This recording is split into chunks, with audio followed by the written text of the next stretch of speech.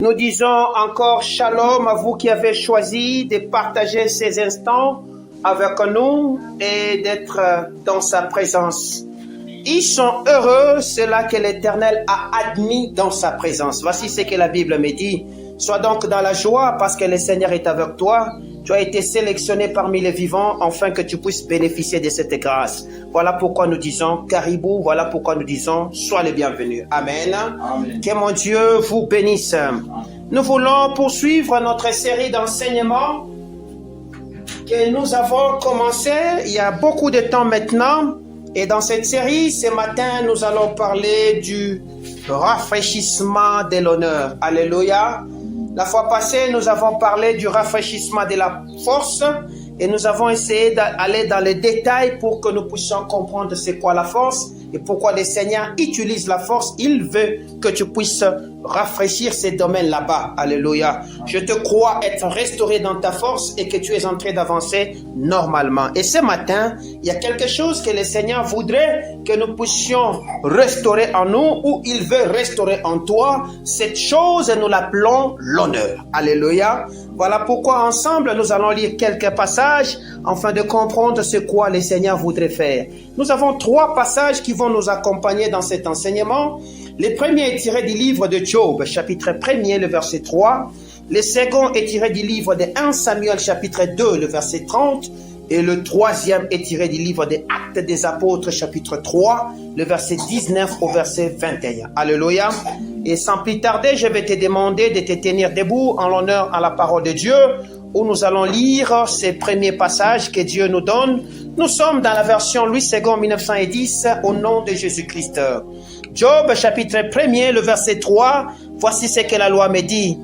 Il possédait 7000 brebis, 3000 chameaux, 500 paires de bœufs, 500 ânesses, un très grand nombre de serviteurs. Cet homme était plus considérable de tous les fils de l'Orient. Alléluia. 2 Samuel chapitre 3 et 2 Samuel chapitre 2 le verset 30, voici ce que la parole me dit. C'est pourquoi, voici ce que dit l'Éternel, le Dieu d'Israël. J'avais déclaré que ta maison et la maison de ton père marcheraient devant moi à perpétuité. Et maintenant, dit l'Éternel, loin de moi, car j'honore l'homme qui m'honore, mais ceux qui me méprisent seront méprisés. Nous finissons avec Actes des Apôtres, chapitre 3, le verset 19e au verset 21. Voici ce que la parole de l'Éternel me dit au nom de Jésus. Répentez-vous donc et convertissez-vous pour que vos péchés soient effacés, afin que des temps de rafraîchissement viennent de la part du Seigneur et qu'il envoie celui qui a été destiné, Jésus-Christ, et que le ciel doit recevoir jusqu'au temps de rétablissement de toutes choses dont Dieu a parlé anciennement par la bouche de ses serviteurs, les prophètes. Est-ce qu'on peut acclamer le roi des rois? Que mon Dieu vous bénisse. Ce matin, je parle de rafraîchissement de l'honneur. Et lorsque je parle de l'honneur, je suis en train, le Seigneur m'a envoyé dans une très belle histoire que je vais utiliser ce matin pour te faire comprendre la notion de l'honneur, comment c'est capital et extrêmement important pour un enfant de Dieu. Parce que quand vous commencez déjà dans la Bible et vous parcourez dans la Bible, vous verrez plusieurs fois on a fait mention de l'honneur. Parce que l'honneur touche à la dignité, que ce soit de Dieu, de l'homme, même des parents. Alléluia. L'honneur est quelque chose qui nous est intrinsèque, que Dieu nous donne. Voilà pourquoi, lorsque Jean était en train de voir dans le livre d'Apocalypse sur l'île de Patmos, il a vu des myriades d'anges qui étaient en train de chanter à toi la gloire, l'honneur, la puissance. Ils étaient en train d'énumérer les qualités intrinsèques de Dieu. Alléluia. Et ces qualités, Dieu les confère à un homme. Voilà pourquoi la Bible me dit, tel que tu es, tel qu'il est, tel que tu devais être. Alléluia. Parce que Dieu veut que tu puisses être sa représentativité sur la terre. Que tu manifestes ses qualités sur la terre. Voilà pourquoi il confère à l'homme à un certain moment ses qualités intrinsèques. Et il peut arriver que l'homme perde ses qualités là-bas. Voilà pourquoi ce matin, nous parlons du rétablissement, de la restauration ou du rafraîchissement de l'honneur. Alléluia. lorsque vous lisez, lorsque vous entrez dans les détails de ces passages que nous venons de lire, vous allez comprendre que le Seigneur, quand il parle, quand la Bible nous rapporte l'histoire de cet homme qu'on appelle Job, on a commencé à énumérer ce que Job avait. On a énuméré combien il avait beaucoup de choses à la fois et qu'il était l'homme le plus considéré de tout l'Orient en ce temps là-bas. Donc, l'honneur touche à la considération d'une personne. Alléluia. L'honneur touche aux qualités intrinsèques d'une personne. L'honneur touche aux actes d'une personne. Alléluia. Et le diable vient ternir ce domaine là-bas pour que cet homme ne soit plus honoré. Voilà pourquoi cet homme de Job, qui n'était même pas là, parce qu'il y avait un pari entre Dieu et Satan, il s'est retrouvé comme un champ de bataille de la confrontation des deux divinités. Est-ce que je parle bien?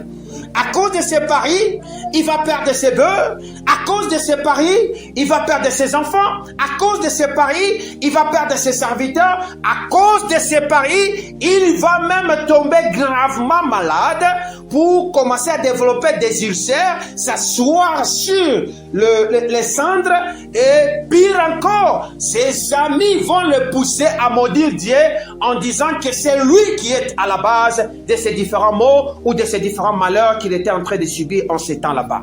Alléluia. Lorsque le Seigneur vient dans la vie de cet homme, il était en train de voir en cet homme un homme fidèle.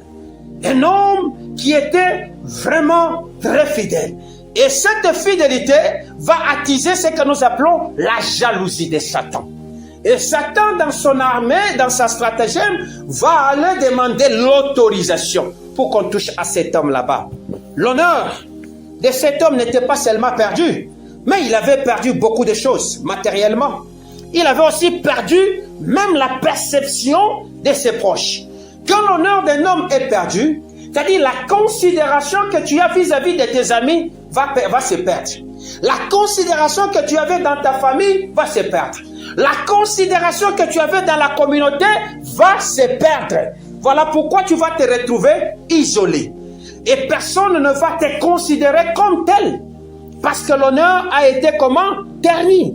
Je suis venu ce matin avec un message prophétique parce que Dieu veut honorer un homme ici. Alléluia. Dieu veut restaurer un homme dont l'honneur a été terni à cause de Jésus. Lui, cet homme-là, n'a pas choisi ce qui lui arrive, mais il s'est retrouvé en train de vivre une histoire qui était décidée dans la souveraineté de Dieu.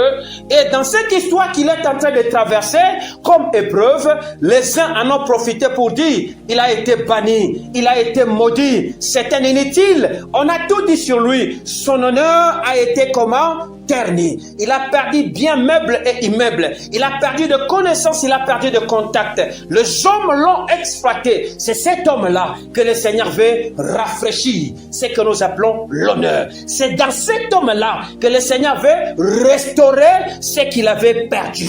Alléluia. Alors, lorsque nous parlons de l'honneur et que nous ne savons pas connaître l'honneur, ça sera un danger. Voilà pourquoi nous devons définir c'est quoi l'honneur. Est-ce qu'on est ensemble? C'est quoi l'honneur? L'honneur se définit comme étant la reconnaissance publique.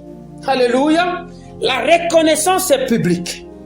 L'honneur se définit comme étant le respect accordé à une personne à cause de ses qualités morales, de ses actions, de sa dignité, de sa réputation et même de son statut social. Voilà comment l'honneur se définit. C'est-à-dire, on reconnaît publiquement ce que tu es. Lorsqu'on ne sait plus te reconnaître à ta juste valeur publiquement, c'est-à-dire quelque part tu es déshonoré. Voilà pourquoi, dans cette matière, lorsque le Seigneur commence à parler de la matière de l'honneur vis-à-vis de l'homme, il donne une recommandation à l'homme par rapport à ceux-là qui sont supérieurs, notamment les parents. Il dit, tu honoreras ton père et ta mère afin que tu vives longtemps. Alléluia. Parce que l'honneur est attribué comme une reconnaissance, comme un respect que nous accordons à une catégorie de personnes telles que Dieu veut. C'est comme ça que la Bible nous recommande même d'honorer Dieu. Lorsque Dieu commence à parler par la bouche de Samuel, Il dit, il honore celui qui l'honore, mais celui qui le méprise sera comment? Méprisé. Donc, l'honneur est accordé à celui qui accorde l'honneur. Le déshonneur est accordé à celui qui accorde le déshonneur. Donc, c'est une loi de correspondance. Donc, si tu veux être honoré, commence aussi à honorer les autres. Quand toi, tu te mets à déshonorer les autres, sache que le Seigneur va aussi te déshonorer. Car la même arme que tu utilises, c'est cette arme qui t'abattra. Est-ce que je parle à quelqu'un? C'est-à-dire que toi qui prends le temps d'aller vilipender quelqu'un, d'aller le détruire publiquement, sache-le, le temps qui viendra, le Seigneur aussi permettra que toi, tu sois comment? Déshonoré. Est-ce que je parle à quelqu'un? Alors je me suis posé la question, si l'honneur et cette reconnaissance publique et ce respect que nous accordons à une personne en raison de sa qualité, alléluia, en raison de ses qualités morales, de ses actions, de sa dignité, de sa réputation ou de son statut social, comment est-ce qu'on peut le restaurer ou le rafraîchir lorsqu'il est terni ou lorsqu'il est perdu? Alléluia. Comment est-ce que Dieu peut le restaurer? Ou comment est-ce que tu peux marcher dans une démarche pour demander à Dieu que tu retrouves ce que tu avais perdu? Et pour étudier cela, nous sommes allés dans les détails dans l'histoire de cet homme que nous avons choisi ce matin, qui s'appelle Job, parce qu'il constitue un exemple très très pédagogique ou didactique pour cet enseignement. Est-ce que je parle à quelqu'un? Alors, lorsque le Seigneur veut restaurer cet homme, un ensemble de processus, le Seigneur va les faire passer pour que l'honneur de cet homme soit restauré tel qu'il était. Parce que quand l'honneur est restauré, il y a ce que nous appelons une restauration de tout ce que tu avais perdu. Que ce soit en termes de respect, même en termes de matériel. Alléluia, ou de reconnaissance, tu vas le retrouver. Et lorsque je dis que je suis en train de prophétiser à quelqu'un, c'est-à-dire le Seigneur veut permettre maintenant que le respect que cet homme avait perdu, qu'il le retrouve, que la dignité qu'il avait perdue, qu'il le retrouve, et que les biens qu'il avait perdus, qu'il fasse quoi? Qu'il retrouve ces biens là-bas. Voilà ce que j'appelle restauration ou rafraîchissement de l'honneur. Mais comment ça se restaure? Comment ça se rafraîchit? La première des choses que vous deviez savoir, c'est que c'est par la fidélité inébranlable malgré les épreuves. Alléluia. Les épreuves viennent. Et les épreuves ont été promises par Jésus. Voilà pourquoi le Seigneur Jésus, avant de partir, il a dit, vous connaîtrez les tribulations dans le monde, mais sachez que j'ai fait quoi? J'ai vaincu. Le diable viendra te titiller, viendra te soumettre, viendra te faire la guerre. Dieu t'exposera à des difficultés, à des moments pénibles et difficiles. Mais ceux qui tiendront, ceux qui resteront fidèles, ceux qui marcheront dans la fidélité par rapport, malgré les épreuves qu'ils subissent, ce sont ces hommes-là que Dieu commence par faire quoi? Honorer. Est-ce que je parle bien? Lisons Job chapitre 1er, le verset 22, et vous allez comprendre. Au verset 22, voici ce que la Bible me dit. En tout cela, Job ne pécha point et n'attribua rien d'injuste à Dieu. Alléluia. En tout cela, en tout quoi? Au-delà des épreuves qu'il avait connues, c'est-à-dire la perte de ses biens, la perte de ses amis et de ses enfants, le mépris de ses amis, alléluia, la maladie qu'il connaissait, Job n'a pas renié Dieu et Job n'a pas maudit Dieu. Bien aimé, ce qui t'arrive, c'est que lorsque la souffrance commence à atteindre le niveau le plus élevé et que tu crois que c'est fini, il n'y aura pas de solution, ton langage change. Voilà pourquoi le vent de la restauration ou le vent de rafraîchissement s'éloigne de toi. Prends l'attitude de Job. Job, la Bible me dit, au-delà de tout ce qu'il avait connu, Job ne pécha point. Il n'a pas manqué l'objectif de rester fidèle à Dieu. Job n'a pas manqué l'objectif de rester fidèle à Dieu. Il était le plus considéré de tout l'Orient. C'est-à-dire, il était le plus élevé en dignité, en statut social, en bien, en richesse et tout. Mais il s'est retrouvé le plus pauvre de l'Orient en tout entier pendant 7 ans. Et dans ce qu'il s'est retrouvé, il ne s'est pas mis à se plaindre en disant « Seigneur, pourquoi ceci? Pourquoi tous ces malheurs ?» Il n'a pas maudit Dieu, il n'a pas renoncé à la fidélité qu'il avait avec Dieu. Mais la fidélité, c'est quoi? La fidélité, c'est cet engagement que je donne et que je ne renierai pas. Alléluia. Je dis, au-delà de tout ce qui m'arrive, au-delà des combats que je connaîtrai, au-delà de la souffrance, je vais rester fidèle à l'engagement que je fais et je vais poursuivre. Et Dieu bénit ces gens-là qui sont persévérants dans leur engagement, dans l'alliance qu'ils ont tissée avec leur Dieu. Et dans cette fidélité là-bas, il y a ce qu'on appelle la récompense, de la restauration de ce que tu avais perdu. Est-ce que je parle à quelqu'un? Nous disons, la restauration ou le rafraîchissement de l'honneur commence lorsque nous sommes fidèles. Au-delà des lignes, au-delà des épreuves qui nous arrivent, nous sommes fidèles. Dieu bénit les fidèles. Dieu ne bénit pas les infidèles. Il veut que tu sois fidèle. Reste fidèle à la parole que tu as faite à ton Dieu. Que je ne t'abandonnerai pas, je ne te délaisserai pas.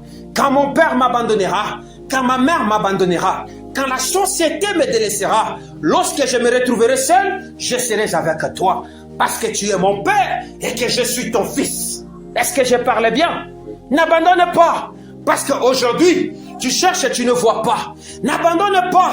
Parce qu'aujourd'hui, tu demandes et tu ne reçois pas. N'abandonne pas. Parce que tu frappes, on ne t'ouvre pas. N'abandonne pas. Parce que tu seras trahi. N'abandonne pas lorsqu'on t'injuriera. N'abandonne pas lorsqu'on va te faire du mal à cause de Jésus. N'abandonne pas quand tu seras en train de donner et que tu vois qu'il n'y a pas de répondant. N'abandonne pas quand tu n'auras rien à manger. N'abandonne pas quand tes habits vont commencer à s'user. N'abandonne pas au-delà de l'intelligence que tu auras et que tu sers, mais tu sens, on ne te répond pas. N'abandonne pas lorsqu'on va t'escroquer et que tu as semé de ton argent, quelqu'un en a pris et il est parti, il n'est pas revenu.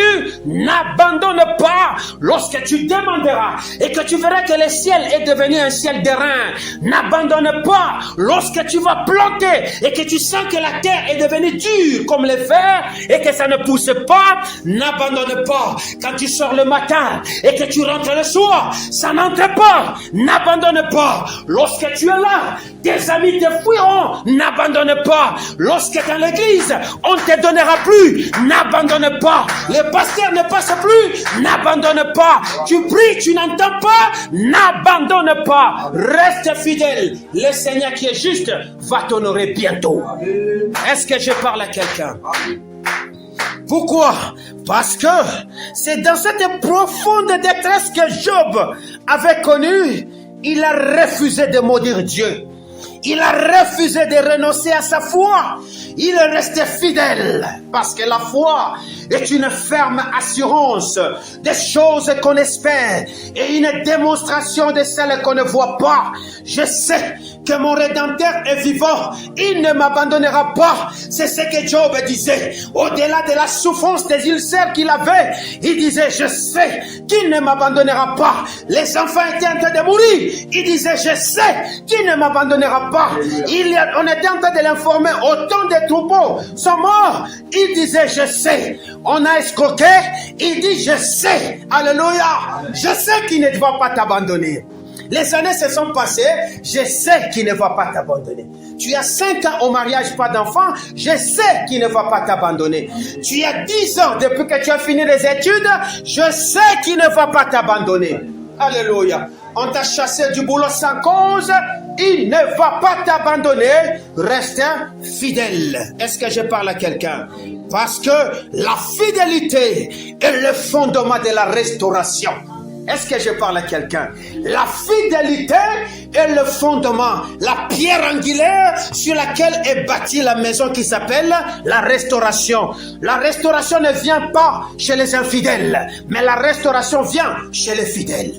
et tu es encore fidèle à l'engagement que tu avais fait à ton Dieu lorsque tu venais à Jésus en disant « Je te donne mon cœur, sois le Seigneur de ma vie, entre aujourd'hui » et tu es encore fidèle quand tu avais 12 ans, quand tu avais 13 ans, quand tu marchais, quand tu t'es réveillé à 5 heures. Est-ce que tu es encore fidèle à ton poste? Parce qu'il y avait un homme qui disait « J'étais fidèle à mon poste, je veillais, j'attendais pour voir. » Est-ce que tu es fidèle au poste de l'adoration que le Seigneur t'avait appelé? Quand il disait « Adore », est-ce que tu continues à adorer? Ta restauration passera par là. Ta restauration n'est pas dans le champ de bataille. Parce que toi, tu as l'élément qui s'appelle l'adoration.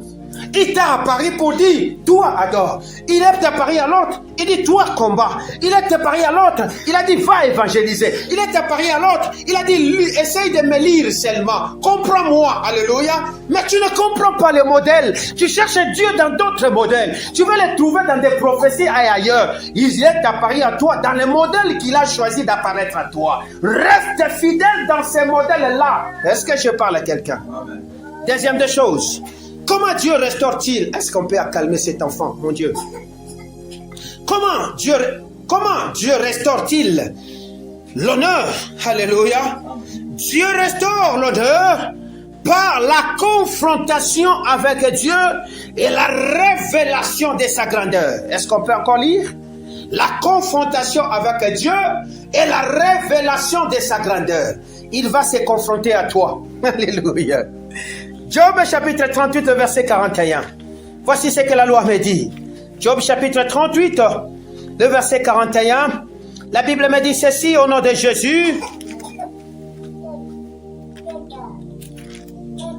Pardon, attendez.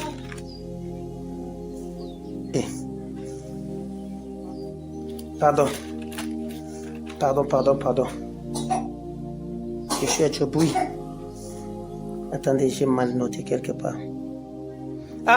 Verset 4, pardon. Voici ce qu'il dit. La confrontation commence ici. Je commence même au verset 1. L'Éternel répondit à Job du milieu de la tempête et dit, qui est celui qui obscurcit mes desseins par des discours sans intelligence, sans terrain comme un vaillant homme? Je t'interrogerai et tu m'instruiras. Où étais-tu quand je fondais la terre? Dis-le si tu as de l'intelligence. Alléluia. Qui en a fixé les dimensions? Les sais-tu? Ou qui a étendu sur elles les cordons? C'est quoi ces bases sont-elles appuyées? Ou qui en a posé la pierre angulaire? Alors que les étoiles du matin éclataient en chant d'allégresse. Bien-aimé, lorsque le temps commence, quand il y a des interrogations sans intelligence, le Seigneur viendra t'interroger. Alléluia. C'est qu'il y avait une confrontation à cause des inquiétudes de Job, à cause des soucis. Au-delà du fait qu'il ne renonçait pas à sa foi, mais parce que la souffrance devenait tellement nombreuse et que ça s'accroissait, il s'interrogeait aussi. C'est comme ça que le Seigneur est venu se confronter à lui en lui posant toutes ces questions. Tu étais où quand j'ai posé la base de la terre? Est-ce que tu connaissais comment j'ai posé la terre? Alléluia. Le Seigneur est allé au-delà pour le révéler sa grandeur dans ce qu'il était en train de faire. Alléluia. C'est que lorsque le Seigneur veut restaurer quelqu'un, il va le rappeler ce qu'il est. Alléluia. Il va se démontrer à lui ce qu'il est. Pour lui dire, ce n'est pas toi, mais c'est moi qui t'ai choisi. Et je sais sur base de quoi je t'ai appelé. Alléluia. C'est qu'au-delà de tes soucis là, de tes inquiétudes, de tout ce que tu fais comme tumulte, il va te montrer comment lui, il est grand au-dessus de tout cela. Donc ça, c'est t'inquiéter. Alléluia. C'est seulement de t'inquiéter. Car les inquiétudes ne nous amènent à rien. La Bible me dit dans le livre de 1 Corinthiens chapitre 10, ne murmurez pas comme vos pères qui murmurèrent dans le désert et qui furent tous exterminés par l'exterminateur. Donc, le murmure, les inquiétudes ne donnent ou ne nous poussent à rien. Est-ce que je parle à quelqu'un? Ne nous pousse à rien, parce que le Seigneur est là. Le Seigneur est venu répondre à Job dans ses inquiétudes qu'il avait fait depuis qu'il était dans le verset de chapitre 37. Il s'est lamenté un peu trop. Le Seigneur est venu le répondre pour lui dire, tu étais où quand je formais la terre? Tu étais où quand les étoiles éclataient des champs? Toi, tu étais où? Tu n'es que poussière. Tu n'es rien devant moi. Ma grandeur. Je suis un Dieu grand. Je fais ce que je veux et je fais ce que j'agis selon mon temps. Donc, il est souverain dans tout ce qu'il veut. Lorsqu'il veut restaurer quelqu'un, il déploie sa grandeur, il manifeste sa grandeur, il te laissera connaître combien il est grand. Est-ce que je parle à quelqu'un? Troisième des choses, comment est-ce que Dieu restaure-t-il ou rafraîchit-il l'honneur? C'est par la repentance et la reconnaissance de sa propre insuffisance. Alléluia. La repentance et la reconnaissance de sa propre insuffisance. Est-ce qu'on peut lire Job chapitre 42, le verset 1 à 6. Job chapitre 42, le verset 1 à 6. Voici ce que la Bible me dit. Job répondit à l'Éternel et dit: je reconnais que tu peux tout et que rien ne s'oppose à tes pensées. Quel est celui qui a la folie d'obscurcir mes desseins? Oui, j'ai parlé sans le comprendre. Des merveilles qui me dépassent et que je ne conçois pas. Écoutez-moi, je parlerai, j'interrogerai, je m'instruirai. Mon oreille avait entendu parler de toi et maintenant mon œil t'a vu. C'est pourquoi je me condamne et je me répands sur la poussière et sur la cendre. Est-ce que vous comprenez Job? Il a commencé par reconnaître, oui, j'ai parlé. Alléluia. Il a reconnu, oui, j'ai parlé. C'est ici que la Bible me dit, convertissez-vous afin que des temps de rafraîchissement arrivent. Tu as parlé mal vis-à-vis de Dieu, reconnais. Alléluia. La Bible me dit, venez et plaidons ensemble. La Bible nous dit à ce moment, souviens-toi d'où tu es tombé et répands-toi. Alléluia. Il s'est souvenu qu'il avait vraiment parlé et qu'il avait mal parlé et qu'il avait obscurci les desseins de Dieu. C'est comme ça qu'il a compris que ces merveilles dépassent tout ce que lui concevait. Les merveilles de l'Éternel dépassaient sa conception. Peut-être que sa conception se limitait seulement aux avoirs qu'il avait comme troupeaux, bétail, animaux des champs, je ne sais pas quoi. Il avait ça. Mais à un moment donné, quand le Seigneur a commencé à lui montrer que tout ce que tu vois ici, c'est moi. Alléluia. Il a compris que mon insuffisance est là. Voilà pourquoi il dit, mon oreille avait entendu parler de toi. Maintenant, mes yeux ont fait quoi? T'ont vu. Il y a des choses que toi, tu as seulement entendu. Tu n'as jamais vu. Mais lorsque le Seigneur vient se révéler en toi, dans toute sa grandeur, ce jour-là, tu vas changer de langage.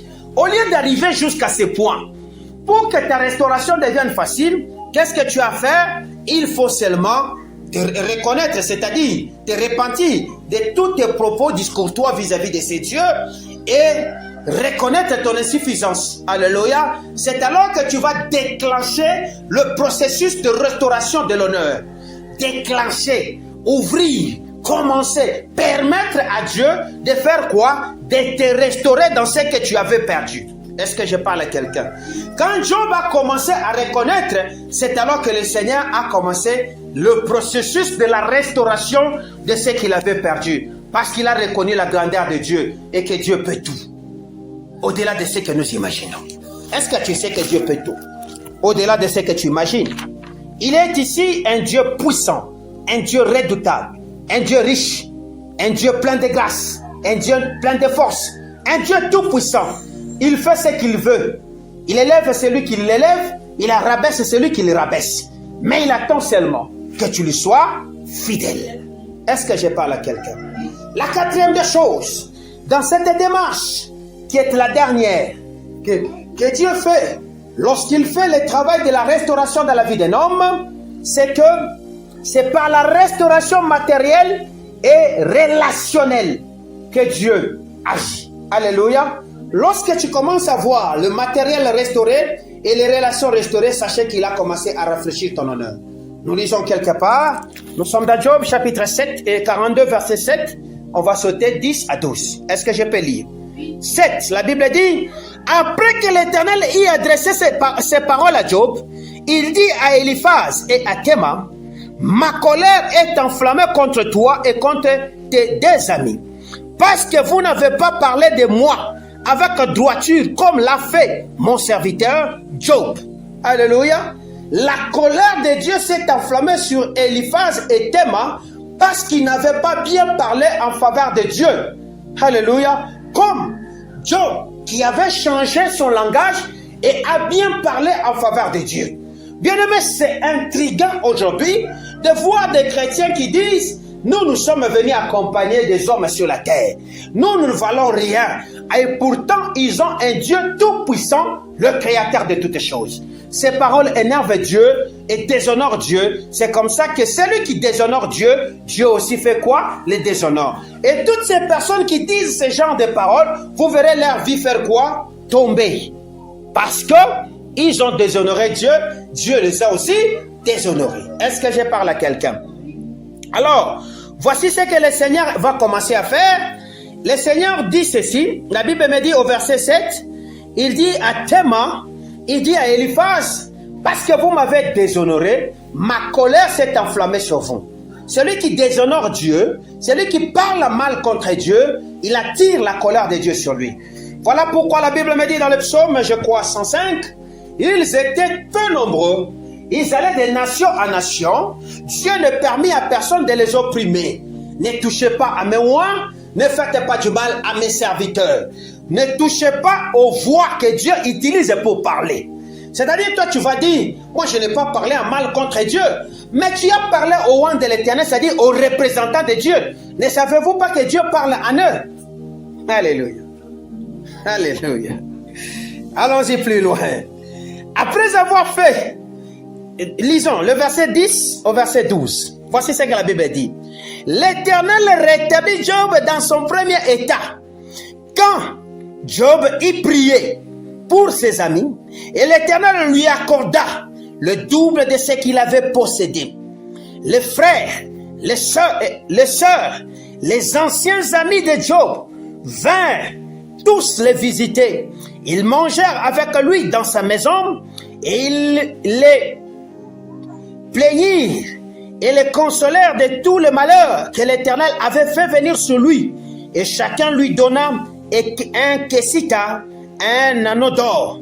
Pendant ces dernières années, Job reçut de l'Éternel plus de bénédictions qu'il en avait eu et qu'il en avait reçu dans les premières. Il posséda 14 000 brebis, 6 000 chameaux, 1000 paires de bœufs et 1000 ânesses. Est-ce que j'ai parlé à quelqu'un?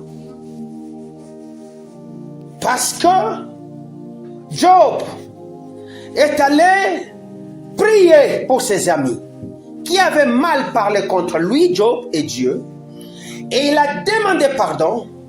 Dieu a commencé un travail. Quel est ce travail? Il a commencé le travail de la restauration dans la vie de Job. La Bible me dit, bénissez vos ennemis. Alléluia. En d'autres termes, priez pour ceux-là qui vous font du mal aujourd'hui. Ne les maudissez pas. Alléluia. Lorsque vous commencerez ce travail, en priant ou en faisant du bien vis-à-vis de ceux-là qui vous font du mal, vous déclenchez la puissante main de la restauration matérielle sur vous et vous déclenchez la puissante main de la restauration relationnelle dans votre vie.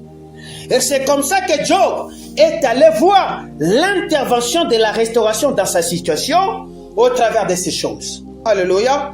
Et cette restauration est devenue palpable. Et même ceux-là qui se moquaient de lui sont rentrés. Les amis, les frères, les connaissances, ils sont revenus non pas avec comme un bredouille, mais avec des présents pour lui donner. Est-ce que je parle à quelqu'un? Donc, lorsque l'honneur de quelqu'un est restauré, vous allez voir que même les vieilles connaissances vont rentrer. Ne les chassez pas, parce que Dieu veut les faire voir qu'il est un Dieu grand. Est-ce que je parle à quelqu'un? C'est comme ça que vous allez voir ces amis qui étaient là comme des vautours autour de vous, qui vous avaient fouillé à un moment donné, revenir. Alléluia. Est-ce que je parle à quelqu'un?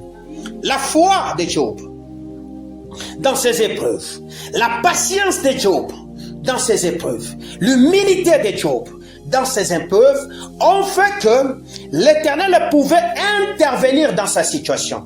Donc, au-delà du fait qu'il avait ce cœur de compassion vis-à-vis de ses amis, mais aussi parce qu'il avait ajouté la foi, la patience et l'humilité, Dieu est intervenu. Donc, quand je prophétise sur cet homme, c'est parce que cet homme a encore la foi et c'est parce que cet homme est resté patient. 12 ans s'est passé, 13 ans s'est passé, il attend, il est là à son poste. Dieu dit, je vais maintenant intervenir, enfin, de restaurer l'honneur dans la vie de mon serviteur. Il avait perdu les biens, il avait perdu tout, on lui a escroqué, on lui a marqué, le Seigneur va lui donner le double. Est-ce que je parle à quelqu'un? C'est pour dire quoi? L'histoire de Job nous montre que la restauration de l'honneur divinement accordée ne vient pas d'une simple annulation de souffrance. Non. Alléluia. Mais d'un processus. Quel est ce processus? Ce processus inclut 1. La fidélité dans l'épreuve. C'est-à-dire, quel que soit le combat que tu vas connaître, Dieu dit, reste fidèle. Alléluia. 2. La reconnaissance de la souveraineté de Dieu. C'est-à-dire, ce qui t'arrive, dit, c'est Dieu qui connaît, il est souverain. S'il va me bénir, gloire à Dieu. S'il a dit que ma vie s'arrêtera ici, alléluia. Si je vais encore continuer, c'est toujours lui. Parce que je ne dépends pas de moi. Je ne suis qu'un passager sur la terre, un missionnaire. Est-ce que je parle à quelqu'un?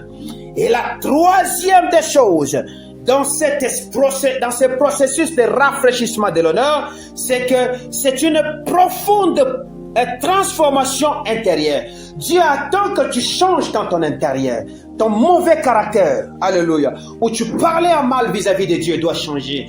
Ton mauvais caractère, ta fidélité vis-à-vis aux lois et aux principes de Dieu, ça doit changer. Et tout ce que tu avais de mauvais, ça doit changer. C'est-à-dire, l'homme intérieur doit être restauré. C'est-à-dire, totalement transformé. Lorsque les trois éléments vont se combiner, c'est alors que Dieu va, te rétablir, 2, augmenter l'honneur qui était en toi.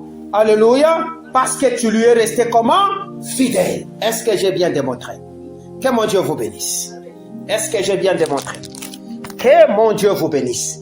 Donc, comprenons que l'honneur, si l'honneur est cette reconnaissance qu'on attribue à quelqu'un, si l'honneur est ce respect qu'on attribue à quelqu'un par rapport à sa stature et à tout ce qu'il fait comme action, qui a été terni à un moment M de ta vie, c'est que le Seigneur est capable de remettre cet honneur s'il voit en toi sa fidélité, s'il voit en toi la reconnaissance de la souveraineté de ton action dans ta vie, et s'il voit en toi cette transformation qu'il attend de toi, c'est alors que tu verras qu'il va te restaurer dans ton honneur, et tu diras, Dieu m'a restauré. Et c'est là que Job a dit, mon oreille avait entendu de toi, maintenant mes yeux t'ont vu. Et lorsque Samuel fait sa lettre, il dit ceci à cet homme, Dieu honore ceux-là qui l'honorent. Et parce que tu as méprisé l'Éternel, l'Éternel fera quoi? Te méprisera. Est-ce que je parle à quelqu'un? Est-ce que tu as encore méprisé Dieu ou tu continues à honorer Dieu? Bien-aimé, honorons l'Éternel. Oh, honorer Dieu, nous honorons Dieu aussi avec le présent. Est-ce que vous le savez? Il faut honorer Dieu aussi avec le présent. Ce que Dieu te donne, tu viens avec ça pour servir l'Éternel. À un moment donné de la vie, il y avait des gens dans la Bible qui honoraient Dieu avec l'air bien présent. Ce n'est pas seulement dire Hosanna, mais c'est aussi d'agir. Honorer, c'est aussi honorer ceux-là qui sont élevés en dignité, comme les parents. Alléluia, en leur remettant le respect qui leur est dû. Ne déshonore pas ton père, ne déshonore pas ta mère si tu veux vivre longtemps. Est-ce que je parle à quelqu'un? Honorer, c'est aussi honorer les autorités que l'Éternel vous a données. Vous parlez tellement mal vis-à-vis de vos autorités. Vous ne verrez rien changer et vous ne verrez aucune main puissante de Dieu le toucher pour agir à votre faveur. Est-ce que je parle à quelqu'un? Honorer, c'est aussi honorer le oint que l'Éternel a mis vis-à-vis de vous. Aujourd'hui, les pasteurs sont déshonorés. Ils sont considérés comme des mendiants. Lorsqu'un pasteur visite un serviteur dans sa maison, c'est comme si il est allé lui demander son argent. Vous voyez l'attitude de l'enfant changer. C'est comme ça que la grâce qui devait couler sur vous ne coule plus. Est-ce que je parle à quelqu'un? Aujourd'hui, les hommes de Dieu sont déshonorés, on les qualifie de tout, on les injurie, on fait même des conférences, débats autour d'eux, on étudie même la morphologie physique de ces hommes pour aller dans le pire des cas, afin de les bêtiser. Bien-aimés, Dieu déshonore, c'est là qu'il les déshonore. Dieu honore, c'est là qu'il honore. Bien-aimé, si tu as fait ces choses, il est temps de faire quoi? De tourner, afin que le temps de rafraîchissement vienne. Va voir cet homme de Dieu que tu as déshonoré, demande-lui pardon, priez ensemble, parce que Dieu a dit à cet homme qu'on appelle Job, priez pour Eliphaz, priez pour Tamar, et lorsqu'il a prié, c'est alors que l'homme de Dieu, et ces gens ont été d'abord restaurés, Dieu a enlevé sa colère, et du côté de Job, Job aussi a été restauré dans la gloire que le Seigneur a déclarée dans sa vie. Est-ce que j'ai parlé à quelqu'un? Est-ce que parmi nous, il y a des gens qui déshonorent les serviteurs de Dieu ici? Vous n'accordez pas le respect qui revient aux hommes de Dieu. Est-ce qu'il y en a ici? Vous direz toujours non, parce que c'est ça le diable. Il va vous bloquer. Si vous avez fait cela, pourquoi ne pas dire oui, moi je l'ai fait. Je vais dire à cet homme-là, c'était un faux. Dieu va permettre à ce qu'on prie pour toi et que tu sois honoré. Alléluia. Peut-être que ce qui t'arrive dans ta maison, c'est parce que toi là, tu ne sais pas honorer les gens. Alléluia. Tu es tellement impoli et mauvais. Alléluia. Et depuis un certain temps, tu vois le ciel de ta maison devenir un ciel de reins. Parce que tu te dis, ce sont les démons de la maison de mon père et de ma mère. Non, c'est toi le démon qui a fermé le ciel en faisant ce que Dieu n'a pas voulu.